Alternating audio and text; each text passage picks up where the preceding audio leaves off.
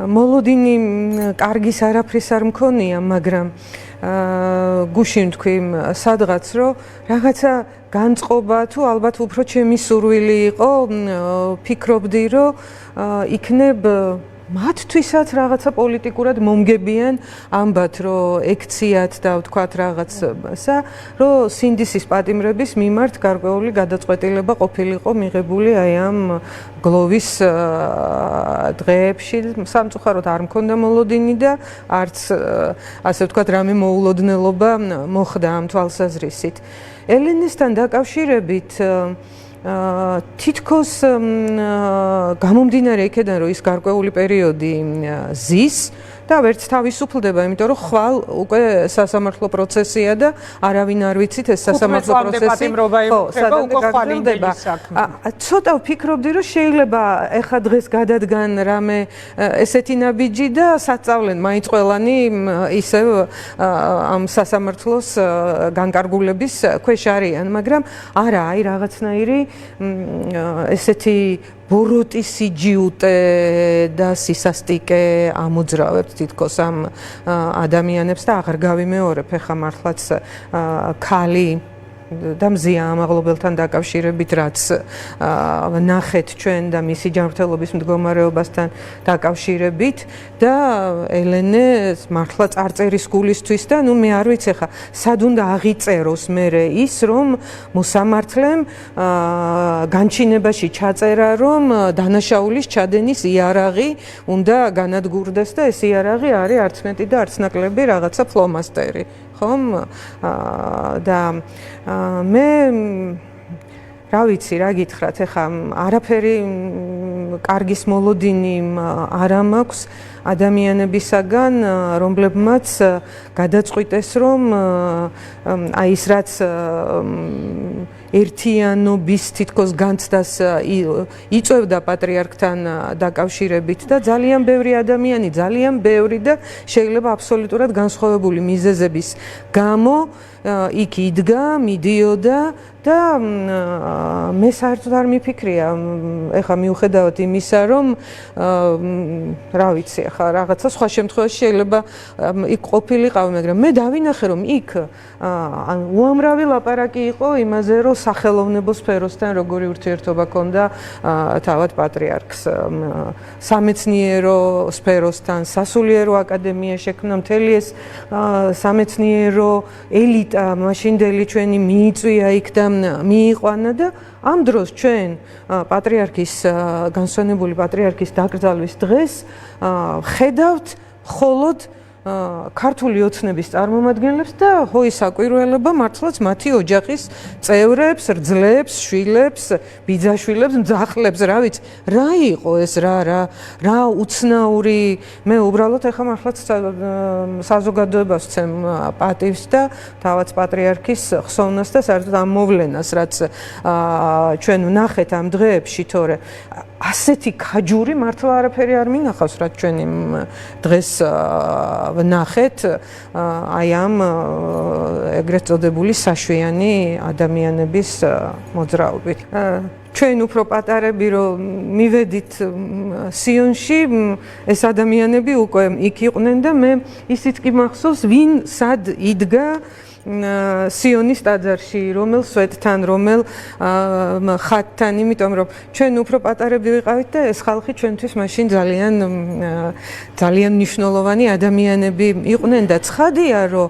ეს სულისკვეთება რო არ ყოფილიყო იქ ჩვენ არ გაგვიწევდა გული იქ და ეს ადამიანებიც არ დაგხვდებოდნენ როცა იქ მივიდოდით ხო და როდესაც ლაპარაკია ეროვნულ განმათავისუფლებელ მოძრაობაზე საიდან გათავისუფლებაზე იყო ლაპარაკი ახლა თუ ეს ყველაფერი ისე რუსეთისკენ უნდა შეტრიალებულიყო მაშინ რა ეროვნულ განმათავისუფლებელი მოძრაობა იყო ხო აი ესე ირევა ყველაფერი პატრიარქთან დაკავშირებით ერეკლე მეფესთან დაკავშირებით ხო რანაირად ეს ყველაზე მებრძოლი მეფე ლამის უბრძოლველობის სიმბოლოდ შეაჩეჩეს, ხო? პატრონები და ხელი აქვს აწეული. ხო და ინგა როგორი სიტუაცია იყო? იცი რომ აი თამრიკომ ზუსტად თქვა ეს რომ ეროვნული გრძნობა და რელიგიური გრძნობა ძალიან იყო გადაჯაჭვული მართლაც ერთმანეთთან და ჩვენ რო სიონში დავდიოდით, განცდა გქონდა რომ რაღაც ეროვნულ ნაბიჯებს დგამდით. ჩემი ჯგუფი აწყურის ღვთისმშობლის ტაძარში რო დადიოდა და მე გარეთში რო დავდიოდით, ეს მაშინაც ეს განცდა გქონდა, იმდენად განუუყოფელი იყო ეს ამბავი. როდესაც პატრიარქმა მე თქვი რამდენჯერმე დაიწყო ბიბლიის ახალქართულად თარგმანება, ესეც იყო რა, რომ უფრო მეტ ადამიანამდე მისულიყო, იმიტომ რომ ძველი ქართული ყველასთან ვერ მიდიოდა, მიუხედავად იმისა, რომ საოცარია, ხო, თავისი კეთილხმოვანებით და ვინ შემოიკრიბა გარშემო? შემოიკრიბა, აი ჩვენ პატარები, როცა პირველები მივედით და უთხარით, რომ ჩვენ გვინდა ბიბლიის თარგმნაში რომ მივიღოთ მონაწილეობა და ძალიან კომიკურები ვიყავით, იმიტომ რომ არაფერი ჩვენ არ ვიცოდით მაშინ და იქ ვინც იცოდნენ, დაგვხვდა ყველა იქ. ზურაბ კიკნაძე, ბაჩანა ბრეგვაძე, ჯემალ აჯიაშვილი, სხვათა შორის ებრაელი, რომელიც ამაში მონაწილეობდა, გუშინ უსმენდი, მალხას სონღულაშვილი, რომელიც არ იყო მართლმადიდებელი, მაგრამ იყო ჩართული ამ პროცესში და ჩვენ მერე ბუნებრივად მოხდა, რომ კორექტურა დავიწყეთ, იმიტომ რომ იქ ისეთი მართლა ჩართული იყავით მაგაში. ისეთი ამ ხალხი იყო იქ და ეს იყო ძალიან მნიშვნელოვანი პროცესი. მერე სასულიერო აკადემია დაარსდა და მე სასულიერო აკადემიის სტუდენტიც ვიყავი და რატო ვიყავი, სხვა დროს ცხოვრებაში არ მოვიფიქრებდი ალბათ ამას, მაგრამ პატრიარქმა გითხრა, რომ თქვენო პოპულარული ხალხი ხართო და თქვენო რომ ჩააბარებთ სასულიერო აკადემიაშიო, ახალგაზრდობა უფრო მეტად იფიქრებს ამაზეო და წავედით და ჩავაბარეთ ქრისტიანული ანთროპოლოგიის ფაკულტეტზე, იყო ხელოვნებათმცოდნეობის და ღვთისმეტყველების ფაკულტეტიც და იქაც ვინ დაგვხვდა, რა ვიცი, თუ კი ვინმე სახელი და გვარი გაგიგონია, იგივე ზურაბ კიკნაძე თქვი, ხო? თაზო ბუაჩიძე, გურამ თევზაძე, ნიკო ჭავჭავაძე, რეზო სირაძე, აქეთ მიტო თუმანიშვილი და აი ვინღა უნდა გენახა, რა ვიცი, ვისთვის უნდა მოგესმინა უკეთესისთვის, ხო? ეს ხალხი იქ იყო და ეს ახალგაზრდები ვიყავით და ამ ხალხს უსმენდით, მართლაც საოცარი ამბავი იყო, ახლა სერგო ვარდოსანიძე მაშინ ახალგაზრდა იყო და ძალიან კარგი ისტორიკოსი იყო, სულ სხვანაირად შემოქონდა ეს რაღაცა საქართველოს ისტორია. ეს იყო იმდენად ცოცხალი პროცესი ინგა, რომ ვერც დაშლი ამბებად და ამაში კიდე ხა იმდენი აქტიურად რაღაცები გავიწყდება ადამიანს და ეს დღეები აქტიურად რომ დავიწყეთ ფიქრი, იმდენი რამე მოდის და ხო მოდის და რაღაც. მე უკვე პოლიტიკურ პროცესშიც მე სულ ოპოზიციაში ვიყავი, ხო? მაგრამ მე სულ მახსოვს, რომ პატრიარქი სულ ერთნაირად ეურთიერთობოდა ხელისუფლებას და ოპოზიციას. მე არ მახსოვს. მაშინ იყო უნდა ყოფილიყო დაძაბულობა, ეგ იყო. ხო, და მე მაგას მეუბნებოდა მეც. კი, მახსოვს, რომ რაღაც ერთ-ერთ მის აღსაყდრების დღეზე, როცა ბევრი სტუმარი მიდის, მე და ზურა იმ პერიოდში ჩხუბობდით, ზურა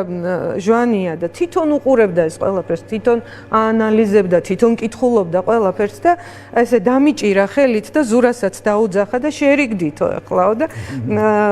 ხელი ჩაგვაკიდებინა ერთმანეთისთვის და ნუ აღარ ვიტყვი 7 ნოემბერს მე ის ვიყავი, მოწამლული ვიყავი და ვერაფრით ვერ ვიხსენებ რა ხდებოდა, მაგრამ მახსოვს, რომ ყველაზე დაძაბულ პერიოდში ისევ დიპლომატიურ კორპუსთან და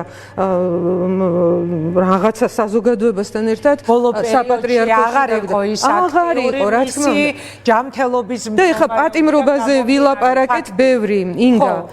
ირაკლი ბათიაშვილი როცა იყო დაპატიმრებული პატრიარქის, ასე ვთქვათ, უშუალო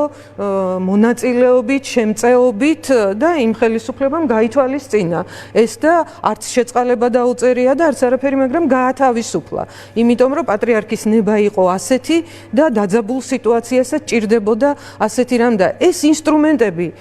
ძალაუფლების, საძალაუფლების პოლიტიკოსები იდგნენ და იმიტომ და გარეწრები და გია საერთოდ იმიტომ არსებობს საკონსტიტუციო თუ საძალაუფლებო მექანიზმები, შეწყალება იქნება ეს თუ რამე სხვა უდო თუ ასე შემდგომ, რომ ეს გამოყენებული იქნას ჰუმანური მიზნებით, პოლიტიკური დეესკალაციის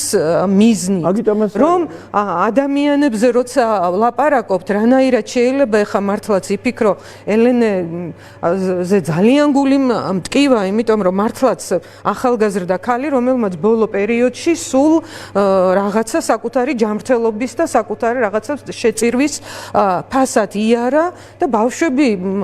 სახლში ელოდებიან. ელენეს კი არ გაუჭირდება საჩუქარი გაუკეთა. ამას ოცნება დედის პატიმრობი. აი დამთავრდა მსხვერპლის ეტაპი და მეგონა რა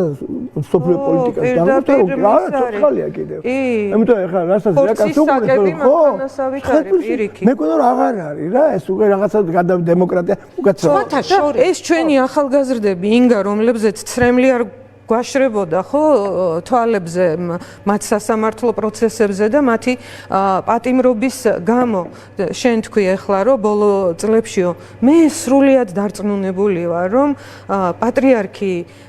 უკვე თავისი მხცოვანების გამო შექმნილი და ავადმყოფობის გამო შექმნილი მდგომარეობის გამო უკვე თვითონ უშუალოდ რასაც ვერ ადევნებდა თვალყურს და უკვე ასე ვთქვათ ჯანმრთელობაც აღარ უწყობდა ხელს, თორემ მე სრულიად აი როგორ გითხრათ რა, ეხლა შეიძლება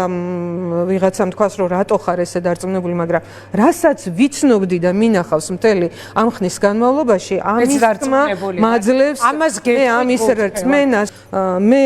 მთელი ამ პოლიტიკური პროცესის დროს გარდა აი ამ პერსონალური ურთიერთობებისა, რომელიც ჩამომიყალიბდა ამ პერიოდში, ეს პოლიტიკური ურთიერთობაც ჩვენ იგივე ევროკავშირთან დაკავშირებით, იგივე ნატოსთან დაკავშირებით სულ გქონდა, თვითონაც ყოველთვის აინტერესებდა და გვეძახდა და უყვებოდით. მაგალითად, მე და დათო გამყრელიძე ძალიან დიდხანს მუშაობდით კონსტიტუციური მონარქიების მოდელები მასთან მიქონ, მას ძალიან აინტერესებდა როგორ მუშაობდა დემოკრატიული მოდელი, იმიტომ რომ ის ფიქრობდა ხო მონარქიის თემაზე, მაგრამ იმ მონარქიაზე კი არ ფიქრობდა, ის ფიქრობდა სრულიად თანამედროვე დემოკრატიულ მოდელზე, რომელიც საპარლამენტო მონარქიის სახელით არის ცნობილი და უამრავ იგივე დელეგაციები გავიხსენოთ,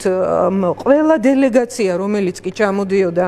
მაღალი რანგის სტუმარი, ყველა მიდიოდა პატრიარქთან და პატრიარქი განცხადებებს აკეთებდა და გავიხსენოთ ეს განცხადებები, რატომ დავკარგეთ ეს არა, ეხლა წავიკითხე, ყველაზე მნიშვნელოვანი რა ევროკავშირთან დაკავშირებით, ნატოსთან დაკავშირებით, სად არის საქართველოს უსაფრთხოება და აფხაზეთზე როცა ლაპარაკობდა თამრიკო, ეს კიდე სრულიად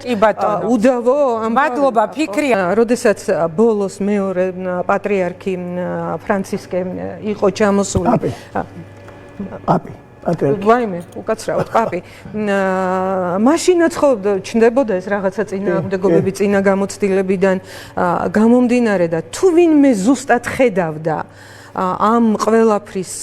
ძალიან დიდ პოლიტიკურ და საერთაშორისო მნიშვნელობას იყო კათოლიკოს პატრიარქი, რომელიც ისეთი გახსნილი იყო ამ ურთიერთობაში და საოცრება იყო მართლაც იმ სვეტიცხოველში, როდესაც ეს ცხადია ვერ იქნებოდა ერთობლივი წირვა, მაგრამ იყო ერთობლივი მიმართვა საზოგადოებისათვის. მე იოანე პავლესთან რო ქონდა შეხვედრა, მაშინ ვესწრებოდი იმას, ფრანცისკესთან არა, თუ კიდე გეტყვი რატომ არ მივედი, მაგას გეტყვი. კარგი. ხო და ეს იყო და ის ადამიანიც პაპი ისეთი სისავსით წავიდა აქედან რომ მე ძალიან დიდხანს იხსენებდა ამ სტუმრობას და ჩვენს პატრიარქზე მის შთაბეჭდილებებს და რა ვიცი ეხა ეს კაცი მართლაც ისეთი გახსნილი ადამიანი იყო და თან მართლა ყველას წდებოდა. მე სრულიად უცხო ადამიანებში ვიდექი, იმდენი ხალხი იყო, ეხა იგძებნა იმისი რომ ვიღაცა შენიანი გეძებნა და ეს სრულიად უცხო ადამიანები და მე ვიყავით ძალიან ახლობლები ერთმანეთისგან, იმიტომ რომ ზუსტად ვიცოდით რატომ პატრიარქის რატომ ვიდექით და რა მართლა სულ